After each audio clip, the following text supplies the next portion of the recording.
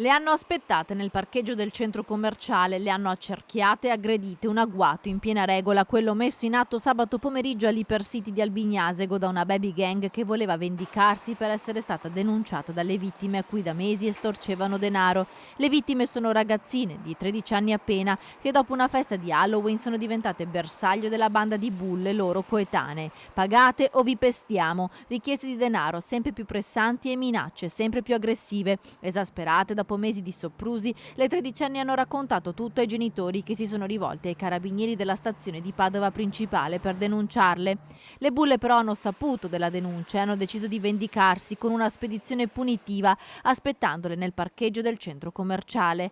Hanno riunito un gruppo di coetanei, una cinquantina circa, tutti tra i 13 e i 17 anni. Le hanno aspettate e aggredite con calci, pugni, mentre gli altri ragazzi assistevano allo spettacolo senza batter ciglio. Una delle vittime però è riuscita a liberarsi dalla furia delle aguzzine e ha allertato i genitori che si sono precipitati sul posto. Anche loro sono stati aggrediti e minacciati di morte. I carabinieri hanno già identificato e denunciato tutte le bulle al Tribunale dei minori. Non è la prima volta che sono protagoniste di intimidazioni e aggressioni.